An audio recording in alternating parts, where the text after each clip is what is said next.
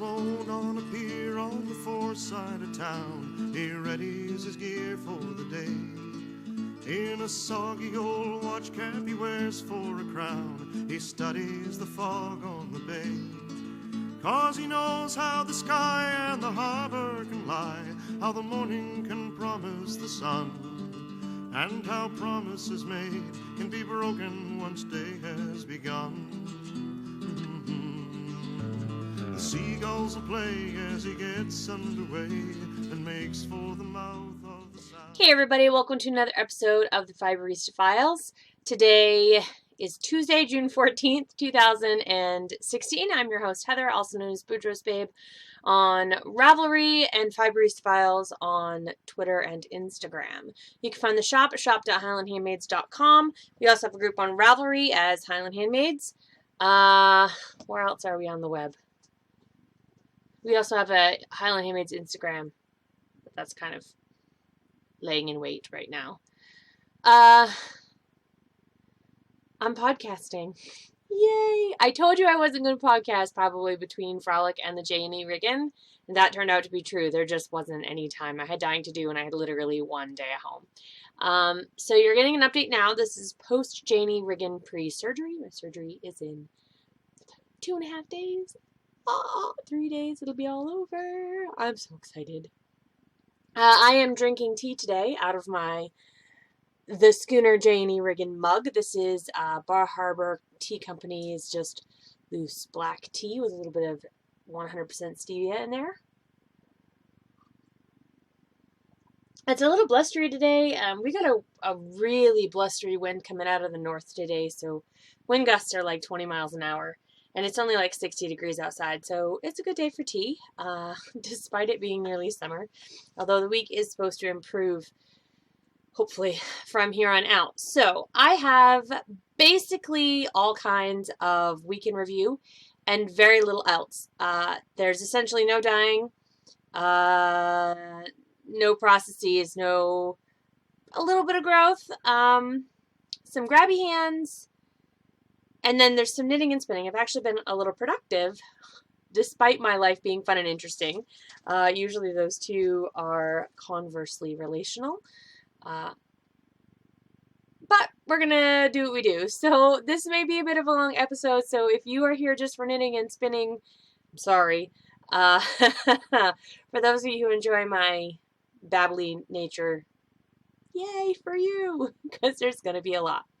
And I also will forget things and put them in the wrong spots. So grab your knitting and maybe a cup of tea yourself and strap in and we'll see what we come up with. Alright, so Fiber Frolic in Windsor, Maine was June, 3rd and 4th, 4th and 5th, something like that. It's every year, the first weekend in June at the Windsor County Fairgrounds. Not Windsor County, at the Windsor Fairgrounds. Windsor is not a county in Maine. Windsor is in Kennebec County, Maine, but it's just the Windsor Fairgrounds. We had the same spot we've had in the last few years, except around the corner a little bit. So instead of my booth being back to everybody, it was sort of at 90 degrees to the flow of traffic. Either vendors have opted for different spots, or there were fewer vendors this year because I was out in no man's land. There was also a new sheepdog demo person, and that new sheepdog demo person was much quieter. So I don't think the crowds were as big either. So I am not going to be in that spot next year. I don't know yet where I will be. Probably inside because I do need electricity for my register and my lights that I put in my canopy. And the reason I picked the spot I do is because I can steal electricity from the information booth, which until this year had the Make It With Wool contest where you could vote on people who'd made things out of yarn. And that contest was not in the information booth this year. It was completely empty. So there was really no reason for people to come to my side of the fairgrounds unless they're going to the sheepdog demos. And those people generally aren't the big yarn buyers. But we did all right. Not the highest grossing year, but every year can't be. I had a lot of good time just hanging out with people and seeing the same faces I see every year. And I'm so grateful to see. I got to see Sarah Hunt of Fiber Track, who is my retreat buddy. I got to see, who else did I see? I saw a ton of people. who are all escaping me now. Elise, who comes and buys spindles every year. Briggs, you do not belong in my room. Get out. This one, I'm telling you, has separation anxiety issues. Attachment disorder. I don't know what her issue is, but she does not leave me alone. And she just tried to come in my room where she's not allowed to be on purpose. She ran away, though, so it's good. Anyway, the weather was fair. It was Saturday was better than Sunday, as is almost always the case, although we were expected to get pretty heavy rain on Sunday, and it did not show up until 3 o'clock. So it made everything wet when we were putting it away. The canopy, the sidewalls, everything was wet. But we got more shopping, I think, done because of that. More people came, so that's good. And there was also no creepy marionette guy this year. There is this guy who has these marionettes and this really creepy, like, cassette tape accordion music, accordion harpsichord, church organ combination music. And if you have to listen to it all day, it, like, makes the hairs on the back of your neck stand up. He was not there this year. I'm sure he's a delightful human being, but it's a little creepy. So the live music was much better this year. So that was good. And of course, I vended with my friends, Jody of One Looping Yarn / Main Yarn and Fiber Company, Rachel of On the Round. There were a bunch of people there that are there every year. Stephen Willett, who does beautiful woodworking. Pretty much everybody, the same crew. I did not see Heather of Mad Color Fiber Arts this year, which I believe was due to her daughter's birthday scheduling. That may be not what it is, but I know her daughter's birthday is right around that weekend, and some years she can't make it because she's got other things going on. Spunky Eclectic was there. And I just want you all to know that Amy of Spunky Eclectic is a subversive troublemaker. Because she was all ready to volunteer me for crap that I was not ready to volunteer for. I see what you're doing, Amy. I see you. Briggs, nobody cares about your problems. Nobody. No. Nope, nobody. They just said nobody. Go find something to do. Sorry. So it was nice to see everyone.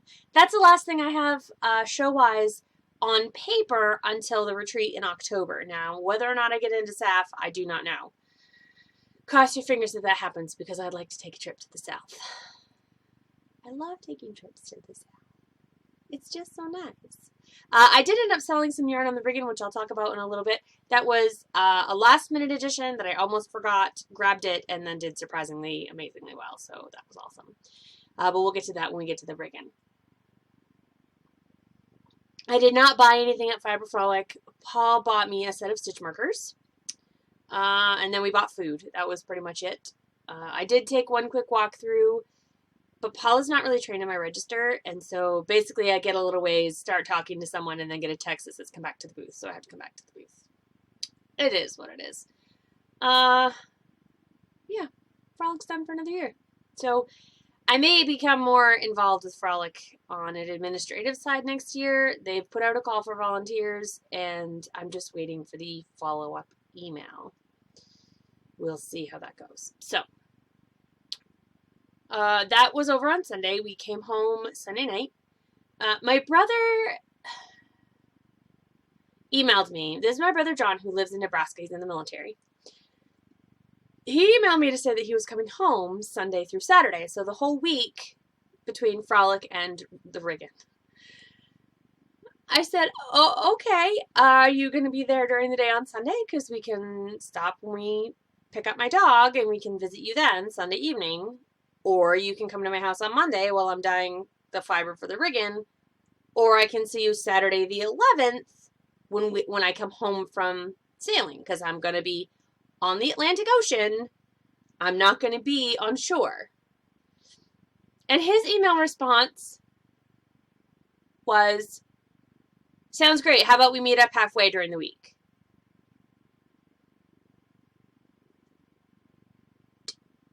Did you read the email? Because it said I'm on the ocean. And I don't know where halfway is for you, But I can tell you right now, I can't get there from here. He clearly just didn't read the email and just thought that I was going to be in Brownville and we could just meet up. Like, that was just not going to work. So my brother, who has not been home for 4 years with his wife and son, my nephew, whom I adore, I did not get to see them. Because they did not show up until like midnight on Sunday night after we were already home and in bed. And left at the butt crack of dawn on Saturday before the ship rolled in to dock at 10 a.m. So, whatever. There's no fiber shows in Nebraska. There's really no reason to go out there. And honestly, tickets are insanely expensive to fly to Omaha. It's expensive. It's more expensive to fly to Omaha than it is to fly to California from Maine. I can't make this up, people. It's the cheapest way we could figure out how to do it would be to fly into Wisconsin and then rent a car and drive. Like, that's ridiculous. Anyway, I'm a little ranty right about that. Sorry, I'm a little irritated that somebody would bother to come home and then say, oh, well, I guess the next time you're traveling across the country with your yarn business, you can just make a detour and stop by. Really? That's how you're going to play this? Whatever. Siblings, right? But that's okay because I was not going to let it stop me because I was leaving on Tuesday to go down to Katie's house and hang out with Katie and her son Caleb, who I adore, and Katie's mom, Terry, Mama Sims, whom I also adore. I stayed at Katie's Tuesday night, and then Mim, the owner of Over the Rainbow Yarn, who was my teacher, that's the easiest way to say it, co-teacher for the cruise, picked me up, and we went about our adventure. I did get some really adorable pictures of Caleb, and I will definitely put those in. I've got to Dropbox them to this computer. Actually, I bet I can get a card reader in this computer. That would be faster. Oh no, I already Dropboxed those to Katie. Sorry, the ProBook I have does not have a SD card reader, so sometimes getting things off of my big camera are a little tricky. So anyway, that's neither here nor there. Hung out. Caleb was adorable. He is almost walking and teething and the happiest little guy you've ever seen. So Tuesday night, now Katie texts and flies. That's, as far as I know, not against any rules because it's not like you're going to go off the road when you're flying an airplane. She makes me nervous. But anyway, so she often will text us, and her house is right next to the airport. Like, it's not only in the fly zone, but is across the street. So you fly really low past Katie's house when you're landing your plane in the Rockland Airport, or Owl's Head Airport. So she texted us and said, I'm going to do a flyover in like 4 minutes. Have Caleb come out. So Mama Sims picked up Caleb and we brought him outside. And if you're familiar at all with aviation or flying, you've heard this thing called a wave. It's when the pilot takes the yoke and tips the plane side to side so that the wings flap as like a hello, okay? So Katie, there's tree cover, so you don't see her from a long way off. Like, she comes over the trees and then is out of the sight as she hits the runway. Gently on her wheels, not with her nose. So we hear her coming, and we turn Caleb so he's looking at the spot where Katie will come. And Katie comes screaming through on her plane, whips the thing. She had to have done a 180-degree wave. She had to be, like, wings perpendicular to the ground in both directions before she straightened up and then landed. The girl is talented. I absolutely admit this, but she makes my heart and stomach do things they're not supposed to do. Because, Caleb thought it was the greatest thing ever and squealed like a pig. It was so funny. He thought that was delightful. He apparently understands that Mom's in the plane because it's not the first time he's done that. So Katie gave him a big old wave. I nearly threw up, and then she landed the plane. But because she let her mom use her car, I got to go pick her up, which meant I had the little pass, beep, beep, beep, beep, and I got to go in the gate, onto the tarmac, into the restricted zone to pick Katie up. It's the little things, people. It's the little things that make you happy. And being in the restricted zone made me pretty darn happy. I'm sorry if I've been swearing. I've been on a boat. Sorry. I don't think, maybe I haven't. I'll have to re-listen. Sorry. So, that was Tuesday night. Really thundery Tuesday night. I didn't get a whole lot of sleep because the thunder was just rolling constantly. But I was also excited because Wednesday, 8:30, Mim came and picked me up, and we headed to Bittersweet Heritage Farm, which is a farm run by this wonderful lady named Diane, who has milking goats, but she also has a small flock of sheep. And we went there for a shearing demonstration. Don't even think about it. Get out. I'm going to throw a coaster at you. Okay. Shearing demo, skirting demo, and the Riggan liaison, Elizabeth, brought back some cheese for us to eat in a sort of pre-dinner snack. So that was fun. I ended up doing the skirting demo, which I don't think I was scheduled to do, but Diane had some other things to do, such as the life of a farm. So we talked about skirting and what skirting was and different types of fiber and what they were good for and all of that. Most of the people that were there were knitters, but didn't necessarily have much experience with wool in its more raw form. So it was really nice to be able to answer all those questions.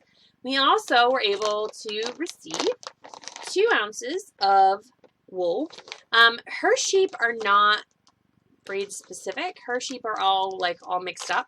And so this is sort of a wool blend only because the sheep is blended.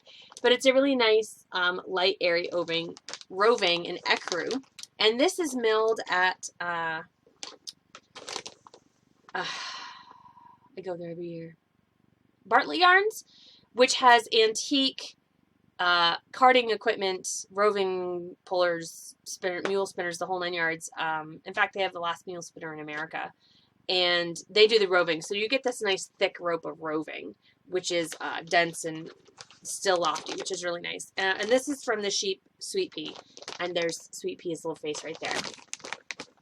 So I will be spinning that up in no doubt. The shearer did 3 sheep, all different, and did a really great job talking about different ways to shear the sheep and how the position that they're in is good for the sheep, and how sheep being docile when tipped on their butts, it's one of the reasons wool is as big an industry as it is, because if it were hard to get the sheep sheared, then obviously it would be a very different industry. So that was pretty cool. I forget his name. But after that, we had lunch. We all went down to Marshall Point, which is the lighthouse that you see in Forrest Gump. When Forrest Gump decides to stop running, he goes to the Marshall Point Lighthouse in South Thomaston, Maine. Or is it St. George? Everybody who lives near the Marshall Point lighthouse is screaming at me right now. I think it's in South Thomaston, but it could be St. George. But I think it's South Thomaston. Anyway, Marshall Point Lighthouse, and there's a picture. The picture of me in front of the lighthouse that you saw at the beginning of this is indeed from that specific lighthouse. So that was pretty cool. It was a beautiful day. The sun was shining. There was no humidity. There were no bugs because I wasn't in the mountains. I got horribly sunburned, and I didn't even care because it was wonderful. And I got to go down by the ocean and pick some seashells and listen to the waves. I have an Instagram video that's very focus weird.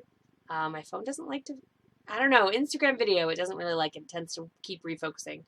But you can hear the waves and listen to them, and that's lovely. So we ate. We had this amazing buffalo chicken and feta, like chicken salad, but it was buffalo chicken and feta. Mixed greens, a really nice corn and roasted red pepper, like salsa or relish,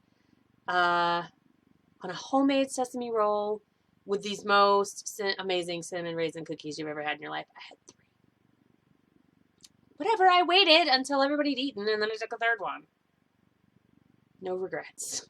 They were delicious. And that is all made by Annie Maley, who is one of the captains of the J&E Riggin, and she provided our lunch for us. Usually we would eat that on the boat, but after that we headed back to Mim's Yarn Shop, where we hung out for a little bit, and then sort of carpooled down to the dock where we were ready to get on the J&E Riggin.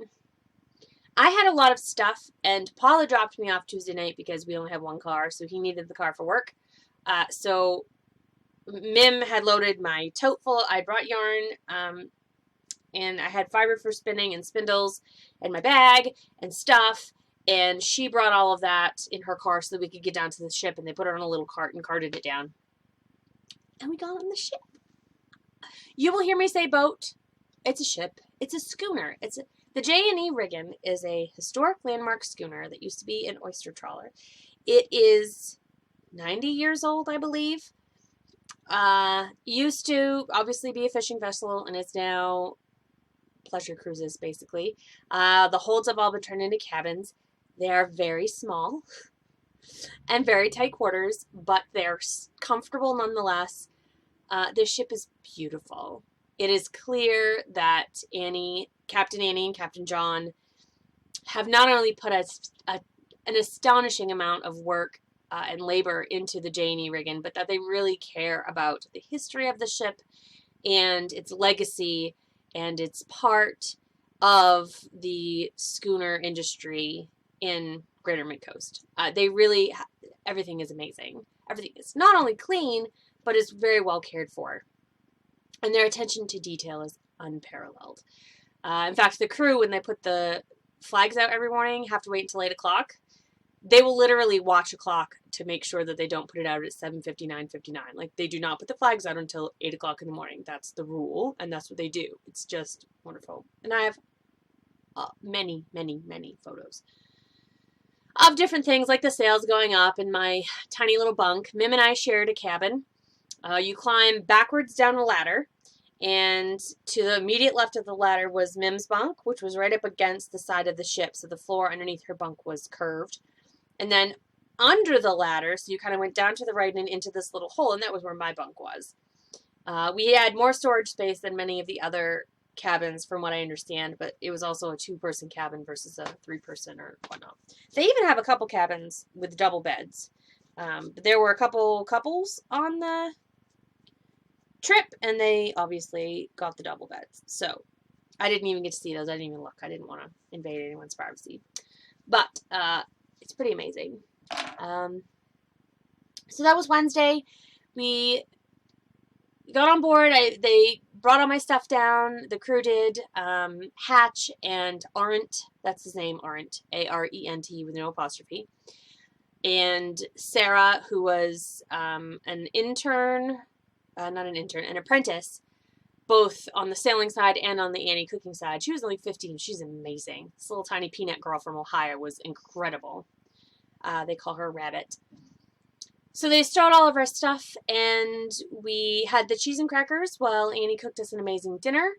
And I ate myself stupid. I ate myself stupid. Like, every single meal I ate until I couldn't move.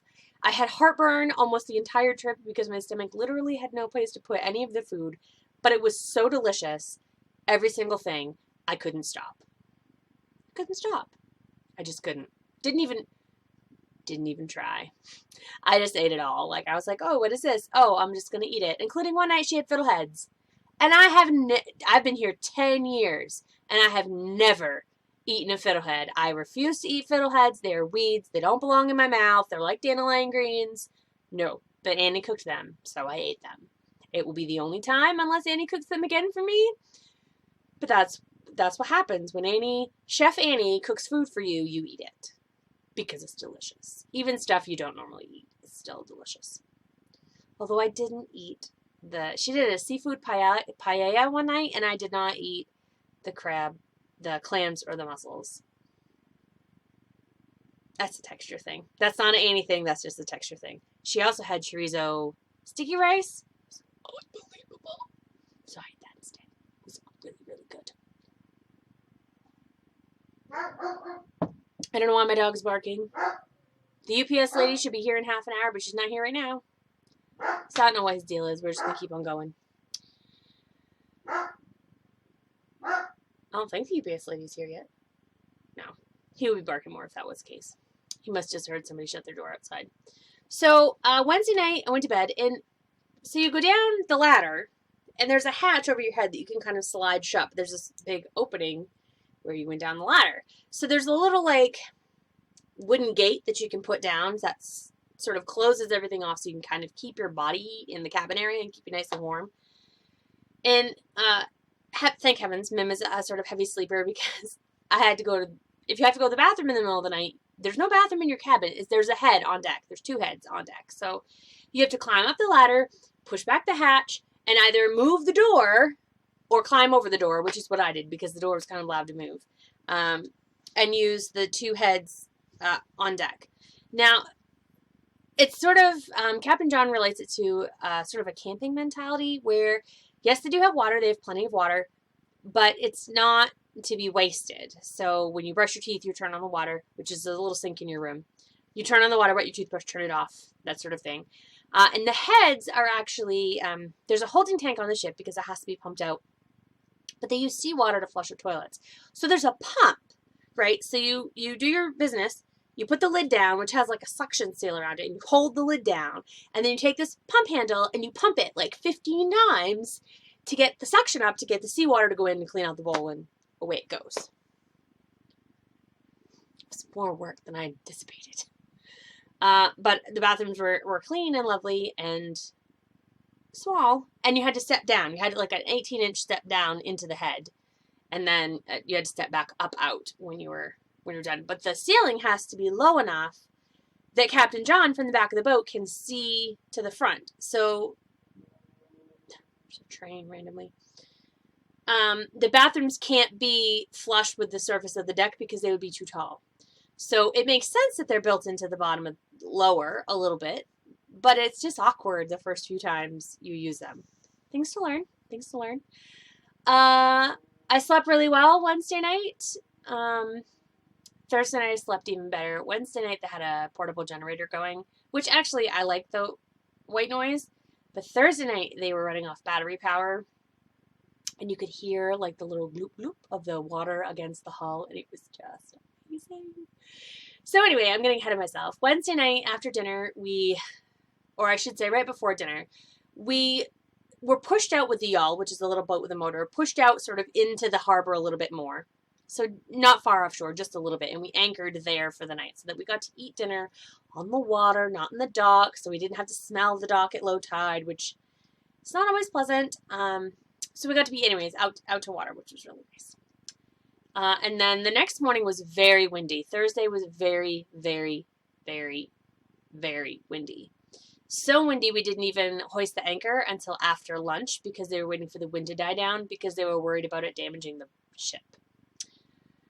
That morning, Thursday morning, after a lovely breakfast of buttermilk pancakes, an enormous amount of bacon, raspberry cream, which was sort of a yogurt consistency, and Annie's homemade granola.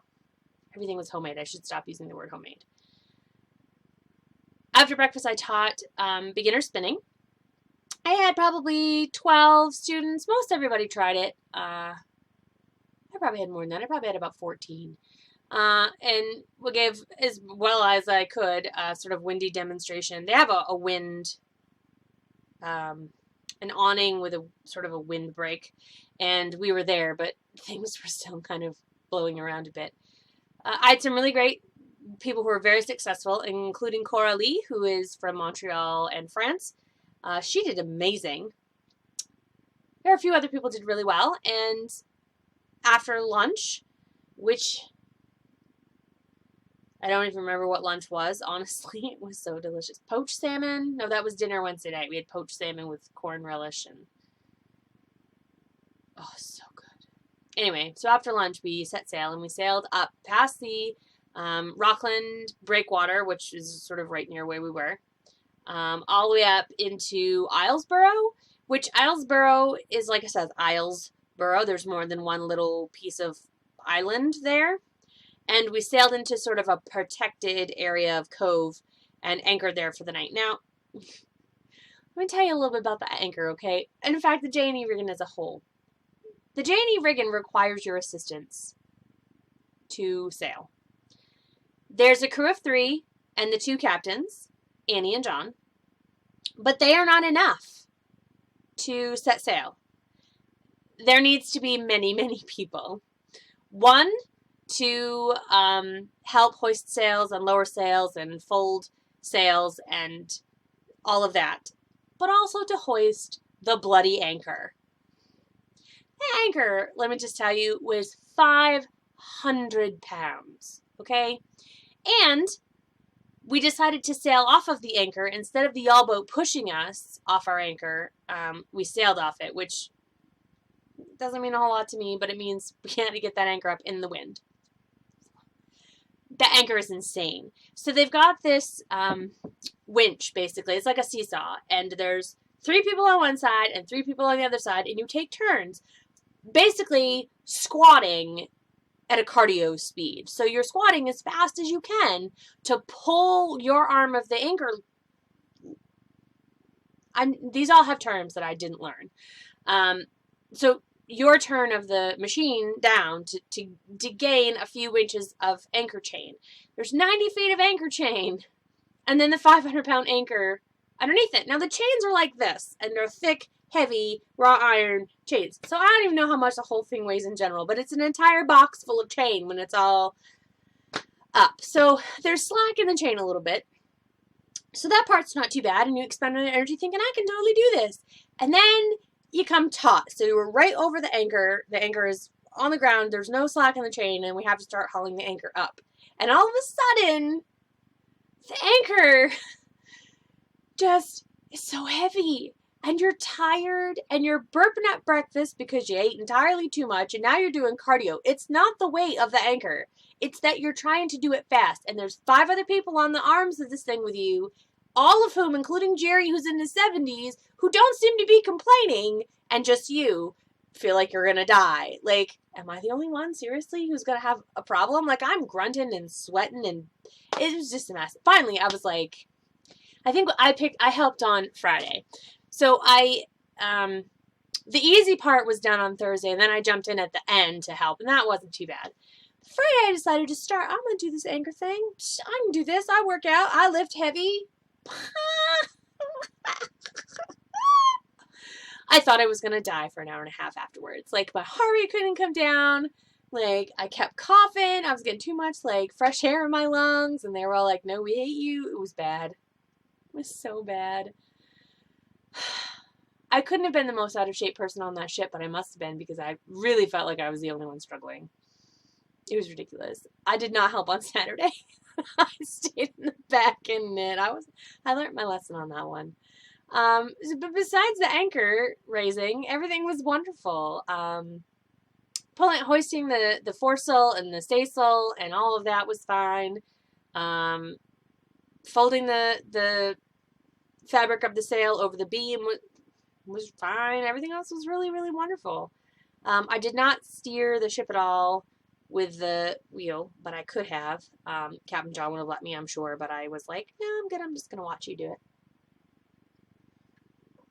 And we sailed. And Wednesday afternoon, we were sailing into the wind, so it felt even more windy. It was very gusty and windy and awful. And it was sort of, we mostly gave up and went down to the galley because we were freezing cold. But Friday, we were sailing with the wind. So the sail, instead of being in line with the ship, was out at 90 degrees. And it just pushed us along. And we couldn't feel any breeze because we were moving with the breeze. So there was no air movement really. And it was sunny and beautiful. And I taught plying on Friday. Excuse me, everyone who'd learned to spin learned to ply. And that was pretty easy. And I have a weird piece of hair right here. Sorry. It was wonderful. I spent a lot of the time moving around. I didn't want to be in the same spot every time. Most people, I think, moved around. There were 18 passengers plus Mim and I as teachers, and then the 5-person crew. We spent some time in the stern of the boat, which was by Captain John, which was a little bit more protected. And then some time up at the bow. All of the cabins, which are down in the ship, have flat spaces over them where you can sit, put chairs, relax. I took a nap both Thursday and Friday. I took a nap right up on top. I had my windbreaker on and my hood over my face so I didn't get more badly sunburned. and just fell asleep with the rocking of the ship. It was amazing. It smelled amazing, felt amazing. If you've been watching my podcast for any length of time, you know that the ocean is kind of my boo. Like, the ocean and I are like this all the time. And it was heaven. Like, it defies description. It really does. There's no way to explain the things my body felt while I was on board. There was no stress. My phone, which they don't have electricity on the ship, so you can't charge your phone. So I essentially kept it off all day long, except when I made an evening call home to my husband. I didn't know what time it was. I couldn't read Facebook notifications. I couldn't check on my cats and Neko at Sumi. It was just people and food and the ocean and this amazing ship that my cabin was directly beside the mainsail, so the main mast of the ship. And my pillow was literally up against the mast. So I could hear it when it was windy, creaking in the wind. And you could hear just you're in the water, so you can hear all of the water around the ship. And it's just astounding. And the spray from the salt, and when it was really windy and it was fresh air and wind and no humidity and no bugs, some birds, other ships, and just green ocean. We were never at green ocean, green trees. We were never out of sight of shore.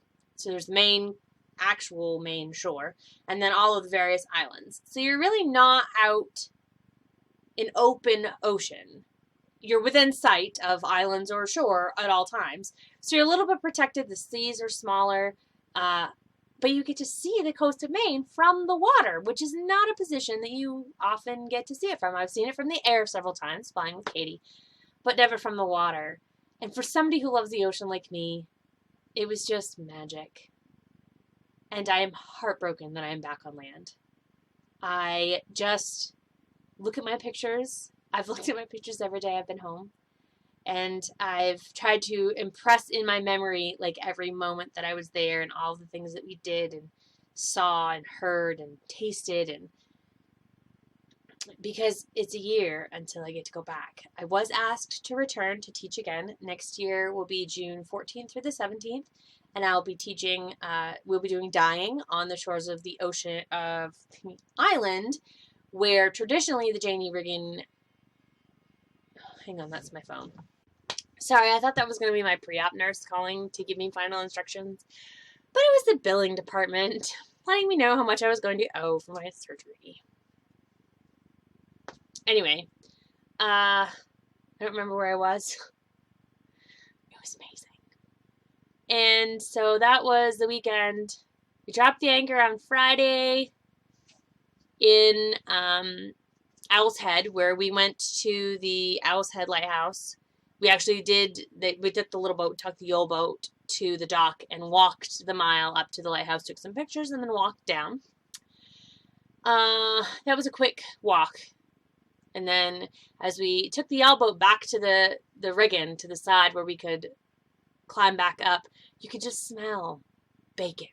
There was this rich scent of bacon in the air, and Annie had wrapped pitted dates, with bacon and then roasted them, and it was the most amazing thing ever. And I put some blue cheese and gorgonzola on them, and they were so good. Basically, I want to marry Annie. I know she's married to Captain John, and they have a lovely life together, but if they ever break up, I'm on it, because Annie's amazing. I will weigh 400 pounds, and I will be the happiest I've ever been. So that was Friday night, and then Saturday morning, it was just a short sail up into Rockland where we redocked, and everybody came off the boat, and Mim brought my stuff back up to Over the Rainbow, and me back to Over the Rainbow, and I hung out there, and then Paul showed up and brought me home. We did stop in Winthrop because my grandmother's 101st birthday was Saturday, so I had card and chocolates for her, so I stopped in really just quick. I knew she was going to have a lot of visitors on Saturday, so I wanted to just get in, wish her a happy birthday, talk with her a little bit, and then leave. She is mentally as sharp as she has ever been. Her body is very frail, so she's in a rehabilitation center where her meds are regulated and her food is regulated and her activity. She gets physical therapy and things like that, so it's good for her. Better than being home where she kept falling. But she's 101. She's amazing. My grandmother was born on June 11th, 1915. She's been alive for World War I, II, Korea, Vietnam, both Iraq wars. She was 5 when women earned the right to vote. She has seen the civil rights movement, stemmed the whole bit of the civil rights movement. She's seen amazing things, done amazing things, and is an amazing, incredible, astounding woman. And I'm so honored to know her, let alone be related to her. If I am even in my life 1/10 the woman that Grammy Ruth is, I'm doing damn fine. That's your swear, sorry. She's fantastic, and I love her so much, and I'm so glad she's still here. I've told her that she has to live forever. I'm glad she's listening. So, that basically brought me up through, what's today, Tuesday? So I didn't do much on Sunday. I slept, and Monday I slept. And today I had to go to Bangor because I had to renew my stupid driver's license because my birthday's on the 22nd and it's going to expire. And I was like, I'm not doing this after my surgery, so let's just go get it done. The DMV and I do not get along very well. But, anywho, that's neither here nor there. Let's talk about some knitting and spinning and such, shall we? Because there's more to this, and I'm already, I don't know how many minutes in. So let's talk about knitting. Now, I told you guys that, I've shown you guys that, ladies, that I've been knitting socks for my surgeon, Dr. Slate, who is doing my surgery. That's the first sock. You have seen that sock, but you had not seen that the second sock, which I have cast on, and as of last night, have turned the heel, whoop, whoop, which is good because surgery's in 3 days, and I need to get these done. I have about 56 rows of leg and then 12 rows of ribbing to do. Yes, I counted from sock 1. So essentially 66 rows divided by 3. I need to get like 22 rows done a day. So if I shoot for 25, I should be in good shape. Although really Tuesday, Wednesday, Thursday. So if I can get 25 rows done a day, I should be okay. They're not going to get blocked. They're going to get put in a little bag with a little card that says thank you for, doing what you do. He is knitworthy because he is not a misogynist, because he is not full of himself, because he puts his patients first, and because he did not argue with me when I asked for a hysterectomy, which every other doctor I have ever had has, because I don't have kids. So they're like, nope, we know better than you. See you later. In fact, I had a doctor tell me that I should have kids to relieve my endo pain for a little while. Have you met me? Have you met me? Because I'm not having children ever. What a horrible piece of advice that was. Anyway, I wasn't going to listen. So those were the socks. That is knit out of my Sugar Maple sock in the Eyes Always Watching colorway on Chagu US2's Fix Circ 32 inch. That is my favorite knitting needle. It has this angled end that is fantastic. This is a 24. This is my sockhead hat needle. More to come on the Chagu front anyhow, because I've become a Chagu representative, and those are soon going to be up in the shop, and you can order Chagu stuff from me and get it at your house. Chagu's needles are amazing.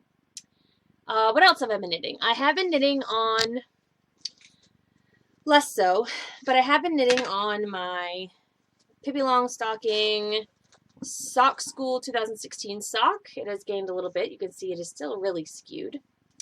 This is knit out of my Speckled Alder sock in the Freedom Calls colorway. And it's a skewed, twisted, lacy pattern. That is a pattern of my own design and will be a for sale pattern once I get it all written up. I either have to learn how to do that twist in the other direction, make 2 socks that go the same direction, or knit the second sock top down. I may knit the second sock top down and call them Escher staircase socks after the MC Escher labyrinth staircase painting. Okay, so while I was on the Riggan, I knew I wanted to cast on a new project. And so I got my Domesticated Kate project bag with anchors and Jolly Rogers, their skull and crossbones, because how fitting. One of the crew members, Hatch, absolutely loved that bag. He was like, I really love that fabric. That's nice. You're not getting it. And I'm knitting, I'm going to say this wrong. Where is it? Lacaune shawl? I don't know. You tell me how to say it. Lacaune. This is a Karina Ferguson design. I'm doing the Karina Ferguson Summer Shawl Knit Along, which is CFSSAL in the hashtag. And you can look that up on Instagram. That's a good place. Everything is all bundled up here. I am through the first chart and on to the second. I am using the Kettle Dye Hijinks yarn from Into the World. This is not showing the colors at all as deeply as they go, but there you can kind of see how amazing that is. It's an amazing skein. I'm using my Chai Gu interchangeables. These are US 7s, I believe. Yep, it says it right on the side. And you can see the start of my shawl. It doesn't look like much because, you know, it's lace and that doesn't, I think it goes this way. Honestly, I'm not really sure. So yeah, so I got a little bit of a shawl.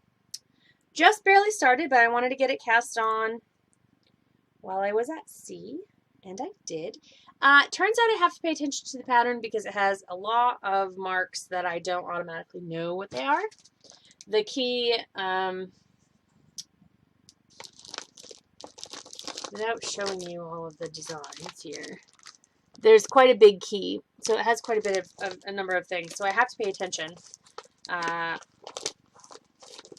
because if not, I end up on the wrong number of stitches. When you bind off, so you knit one, knit a second one, pass the first one over the second one, and to bind off two, you have to knit a third stitch to bind the second stitch off. So there's always that question for me, does that third stitch count as the first one after the bind off in the chart? Or is that part of the bind off?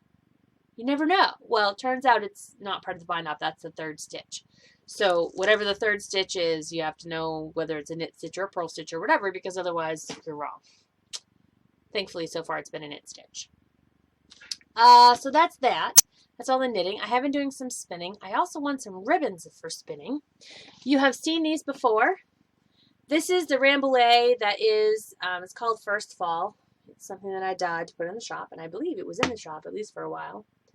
Colors are more accurate back here. That's more accurate. So this Harvesty Fall Burnt Umber Brick Mauve, deep mauve.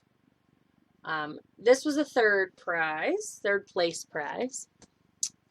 And this one won first prize in the wool division, Division 2, which is medium spun wool. And this is Pissed Off Hummingbird in Superwash Targhee, I believe. This is my colorway, obviously. And I made it just Barbara Pulley goodness. I just spun the whole braid and then plied both ends together. And it's very smushy because that's what Targhee is all about. And this one first place. So yay! There were no Best in Show ribbons this year, so no, I didn't win Best in Show, but nobody else did either. The other thing that I want to show you that I did, and I'm going to reach for 1 second, is the very first ever fleece I ever purchased before I became Highland Handmades was a Shetland fleece I got from the main Fiber Frolic way back in 2009, I think, the summer of 2009. And I didn't know anything about Shetland. I didn't know anything about fiber, and I didn't know anything about buying fleece. So what happened was I got a good price, but the fleece was full of veggie matter, like you couldn't even believe. It was dual-coated sheep, so not all Shetlands have a real defined dual coat, and this one did, as well as fiber that was really different in micron count from one side of the animal to the other. So, sorry. Sorry about that. This time it was the doctor's office changing my post-op appointment. Still no call from the pre-op nurse. I have to wait 2 more days. Anyhow, sorry. So I bought this fleece, and it was full of veggie matter, and it was really different fiber quality, and it was just a mess, and it was, turns out, not a good fleece to buy. And I originally started out combing it with my Indigo Hound Viking combs, and I'd gotten maybe 5 ounces done, and it was just, the rest of the fleece was never going to get finished. So I thought, you know, I need to clean up some space in here. I don't know if you can tell, but my workspace is a little bit messy right now. So let's clean up some stuff as I can. So I took what was left of the fleece and I just carded it. I threw it on the drum carder. Everything took a couple passes through. That cleaned up a lot of the veggie matter. Still more comes out as I spin it, but that's to be expected. And basically I made bats. Now, my drum carder does 100-gram bats, but when you've got fiber that is not combed top, but just, you know, raw, whatnot, you'll find that it gets very large. So this gigantic bat was on my drum carder, and I drum carded 4 of them, I think, 4 or 5. And I didn't really pay attention to which way the fiber was pointing. I had picked it so it was nice and fluffy, and that further rearranges fiber into roving instead of top, because it's definitely going in all different directions. And I took one of these bats and I spun it up, and I thought, we'll see if it's going to be anything. If it's going to be just crap, I'll just felt it into something, you know, no big whoop, but I want to get it done.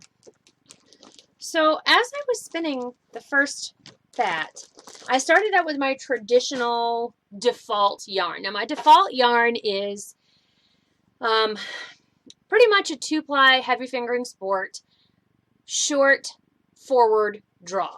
So my fiber is in my left hand, and I just pinch a little bit out and then smooth it back. Pinch it out and then let the twist go back. So it's just this motion. So it's very compact, very flat, very little air, very smooth yarn.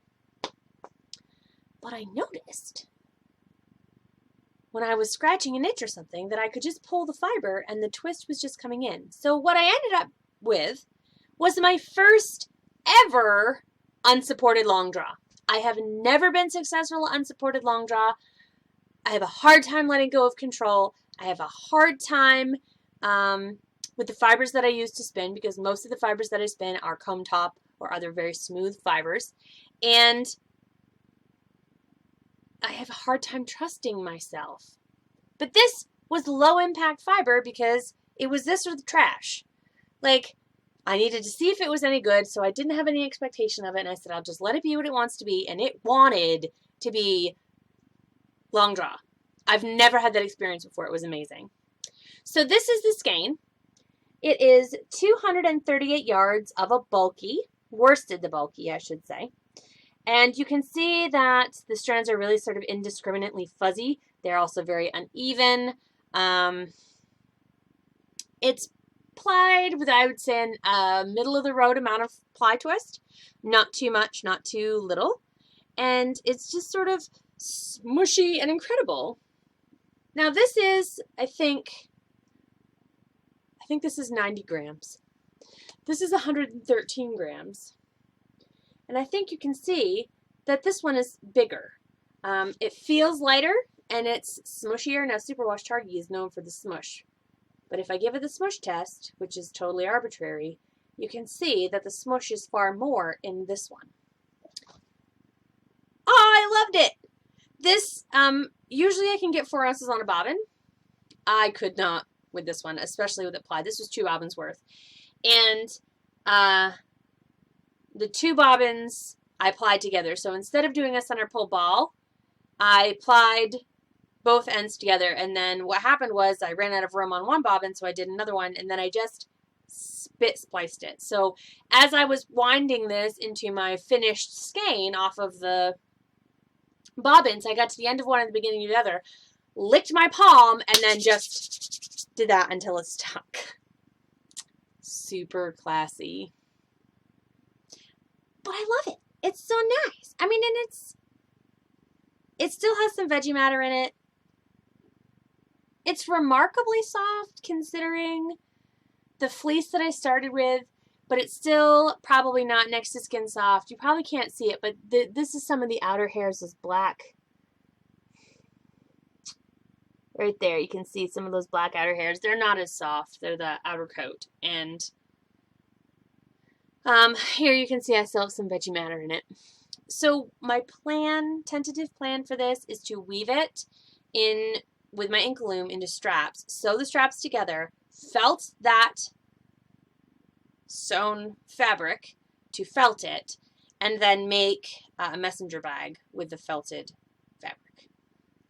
We'll see how that goes. We'll see how it goes, but that's the plan. I'm going to be giving myself 2 full weeks of recovery time before I even attempt to do any work for Highland Handmades as far as dyeing, and that means I have to take it easy, so that means being crafty. I also did buy a new coloring book today, so we'll see how that goes too. That's pretty much all the spinning I've been doing. My friend Monica got me this present that is also part of my recovery plan, and it was a recovery / birthday gift. God bless her. She got me the Wool Gatherings fiber sampler, and I can only show you one. This is an ounce of Dorset horn, cleaned and combed, it looks like. So she got me a box of different fibers. Now I'm going to show you what's in the box. She individually wrapped every single fiber so that I didn't know what it was. And so every day I'm going to pick one and open it. So it's like a combination get well soon and birthday present that is just a gift that keeps on giving. So how I will do this is I will spin each ounce onto a bobbin, give it a rest, and the next day wind it into a center pull ball and ply both ends together so that there's no waste. And each of those will become part of a large project when I am all done. I will probably do a color gradient, so it will start with the whitest white and go probably into grays and then into almost black and then into the brown spectrum and then lighten as it goes, because from ecru you can go black or you can go brown, but you really can't do black and brown. So that's probably how I will do it. I don't know what it will be. It will depend on how much yardage I have and how much fiber I have, and I'm excited. Thank you, Monica. My friend Christine also got me a present, which I didn't, where did I put it? I have it here somewhere hiding away from everything. My friend Monica got me some bacon socks. I'm wearing those to surgery. And a pom-pom maker, because I have drooled over the pom-poms this woman makes for a long time, since Katie's baby shower. And she got me a pom-pom maker so I can make pom-poms now for my very own self. And she got me a wonderful, they're on the table, a tote bag that says knitting is my cardio. Because really that's all it is these days. And yeah, that was wonderful. So thank you, Christine. Also a birthday get well present. And from the J&E Riggin, I was admiring one of the knitter's project bags because it's a beautiful color and it's not a color I see very often. Now, I wasn't doing it for any sort of selfish purpose, but Kathy from Michigan, who's just the sweetest thing, she just is so smiley, and oh, she just loves to sew and to quilt, and you think I'm making fun of her, but I'm not. That's how she really talks. So this was her project bag, and she gave it to me. So she made this wonderful mustardy golden yellow fabric with matching fabric at the top and a beautiful gray and yellow, let's see if I can show that, fabric on the inside with this nice wide fabric drawstring. And she gave it to me. I can't even right now with this. I'm so excited about it. So, and it even has matching mustard colored thread. She's a quilter. Can you tell? So thank you so much, Kathy, for that. That made me feel so special. I just love it so much. I have all the project bags in the world. I do not need any more project bags. Doesn't mean I don't want them. So thank you that Kathy. That's gonna go on the wall of project bags I have over here. You can kind of see a little bit right here. I'm gonna move the camera. So I have 4 hooks of project bags. Now look, they're sorted. There's an organizational system, and those are just the empty ones because the full ones are in the living room with their projects and all that. So a few other things that I got. We're into grabby hands now, in case you didn't notice. Complimentary to us was the Schooner J&E Riggin plastic wine glass, but I would not show you this except that it has an ingenious feature, which for me, because I hold my drink in my left hand most of the time, it's a thumb hole. Or it could be a middle finger hole. Either way, it totally makes this a grippable, drinkable thing. We drank a lot of wine on the ship. The J&E Riggin does not provide alcohol. They don't have an alcohol license, but you're welcome to bring your own. Okay, so that happened. And then members of the J&E Riggin knitting cruise also received a gift from Over the Rainbow Yarn. This is Over the Rainbow. They're in Rockland on School Street. And it's a little smushed because it was, I had some tight packing situations on the way home. But I got a beautiful skein of silky wool from Elspeth Bavold. You think that's purple, but it's really a beautiful fuchsia. That's more accurate. And I got a pattern for the Marabou Cabled Cowl from Lisa Ellis Designs. So that's a 1 skein project. And it says I get a coupon for $5 off my next purchase. Whoop, whoop. I'm not going to show that to you because I don't want you to use it. So that was fun. I did buy some things. J&E Riggin has a shop, a ship shop.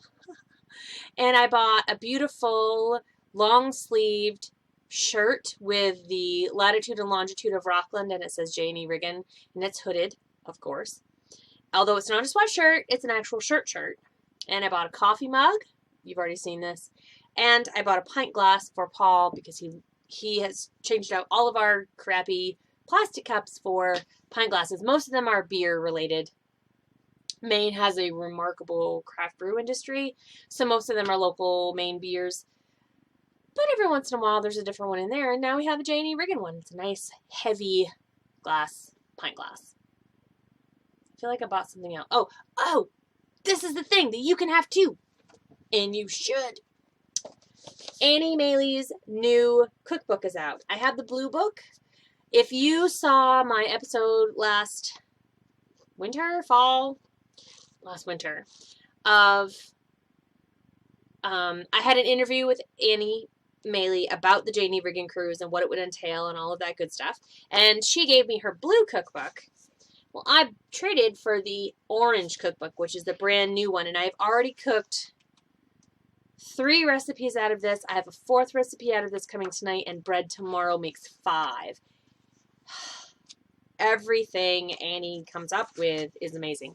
She signed it for me. She told me no more Cheese Whiz. She was laughing at me that I eat Cheese Whiz. We had this one on the ship, which is a chocolate tart with sea salt caramel bark. And she broke the caramel bark into essentially sails. So there were these big pieces sticking out of the top. So delicious. There's a couple of additional projects like how to make mitered cornered napkins. In her blue book, there's how to make an apron. And this one, she has ball jar cozies, which are felted so you can put them around your mason jars and keep your hands warm. Annie is very crafty. And let me see. I know there's a picture here of she and Captain John in the... Oh, that's another thing we had, was broiled grapefruit. So it's half grapefruit with brown sugar and black pepper, which you wouldn't think is an interesting combination, and then stuck underneath the broiler for a little bit. Amazing. This is the oven she cooks on. It's called Lucy. And that's in the galley. And she's got about 6 square feet of floor space in front of her, and there are steps. And she manages to get everything down on a wood stove with a teeny tiny galley, and it's just incredible. Let me see if I can't get the picture of her and Captain John. No, that's not her face. That's her. So this is Annie Neely. Isn't she pretty? She's picking flowers There were pretty fresh flowers every day. On the tables in the galley, in the bathrooms. The heads are called. Let me see, Captain John. I just saw a picture of him. There's Captain John. Right there.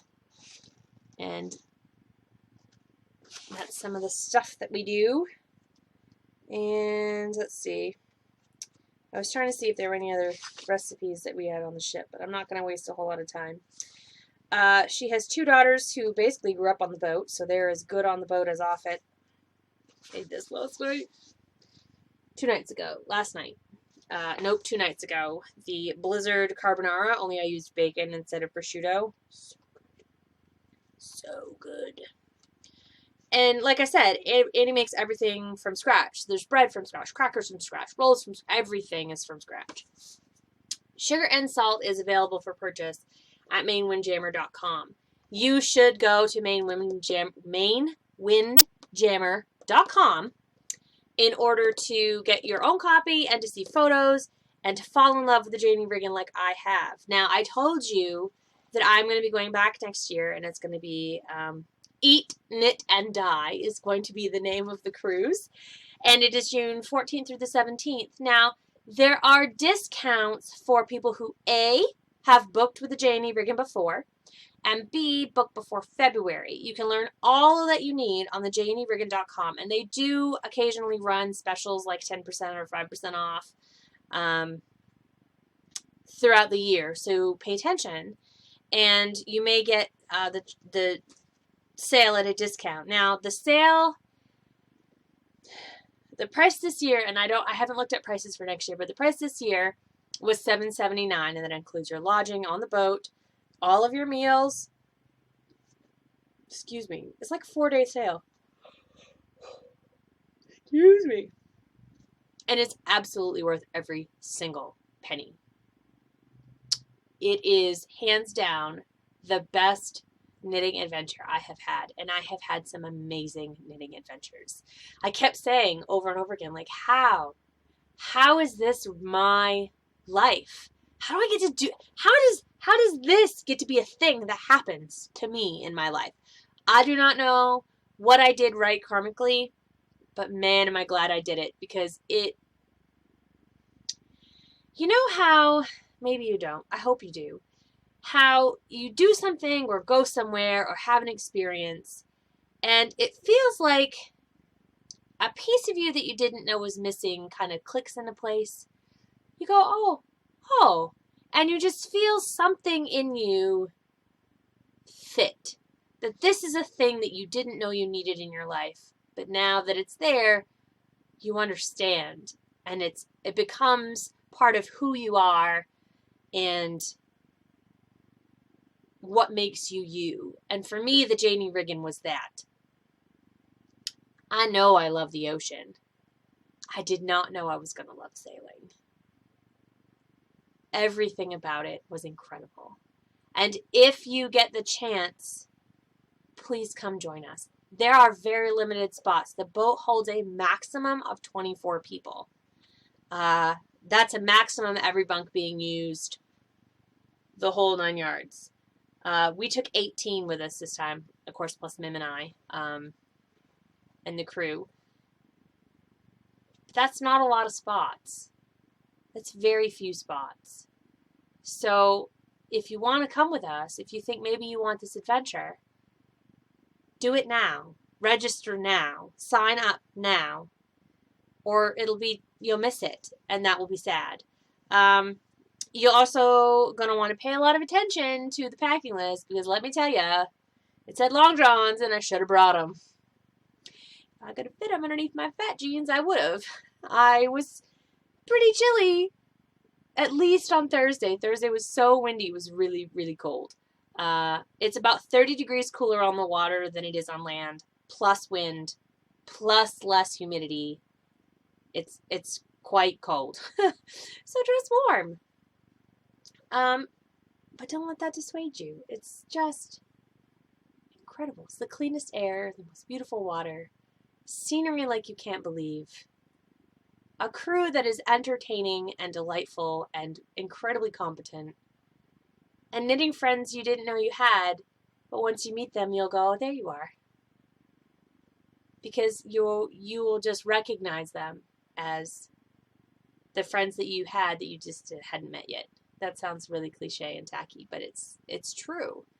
You get to know these people over the course of a few days. And Kathy, who was a social worker in Flint, Michigan, and Nancy, who has 2 dachshunds who don't like to go outside in the rain, and Patty and her daughter Caroline, who were celebrating Caroline's graduation from graduate school, and who were both the biggest hoot ever. And Sylvia, whose boyfriend's a sailor, and who has a very quiet but very present sense of humor. And Coralie and Pierre, who are from France by Montreal, and who learned to knit and spin on the cruise, and who told us all about French cheese and wine and all of the wonderful things about them. Like, there's just... it's just amazing. And you should come. So mainwindjammer.com, mainwindjammer, and At Home at Sea, A-T Home, A-T-S-E-A, are both Instagram accounts for Amy Maley, At Home at Sea, and the Main Windjammer, the J&E Riggin, that will show you pictures of all the things. And of course you're going to see pictures on this episode, but please come. And next year, when I do this again, you'll be able to say, you're right. You're absolutely right. I know exactly what you're talking about. So that is all I have for you this week, guys. There's nothing in the shop right now because I took everything out so that I could go sailing because I wasn't going to be there to update stuff. And I had a very good ship shop of my own. I brought a single tote and just packed it full of all of the sock yarn I could and sold a ton of it. And that was fantastic. But now I've got to update the shop. So the shop will be going up probably tomorrow. I'm going to be home tomorrow and the next day. So things will be going up. I'm also uploading all of my waifs and strays as well as all of my show stock. And we're just going to go from there. So I will not see you until after my surgery. Hopefully I will be able to podcast in another week or so. If you want updates on what all is going on in my life, the best way to do that is to follow me on Instagram at FiberFiles, or get a hold of the Highland Handmades Facebook page, which is facebook.com/Highland Handmades, and I will try and post those things there. So I will say goodbye for now, and until next time, happy spinning and knitting, and thanks for tuning in. This September morn he is about to be born, 'cause he knows where the fish can be found. As the islands grow thin and the headlight goes dim, he points for the gray open sea, and wonders again of the other men lucky as he. Hail to the kingfisher out in the rain, bow to his riches untold, chasing the sun when the fishing is done, counting the kingfisher's gold, bringing home silver from kingdoms below, knowing what he's living for. No kings of the world could do more. No.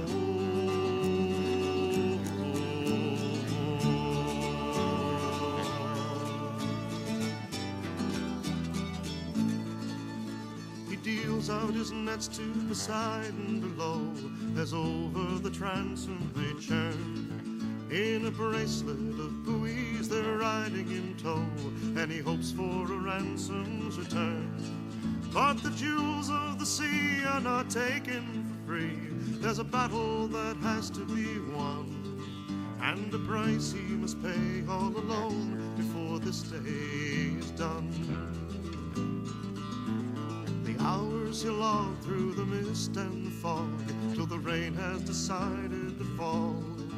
And the come of the dawn is long shattered and gone, as he noses her into a squall. How his castle will fare, even he will declare, as a matter of fortune for now. So he'll challenge her blows and ride her the best he knows how. Hail to the kingfisher out in the rain, bow to his riches untold, chasing the sun when the fishing is done, counting the kingfisher's gold.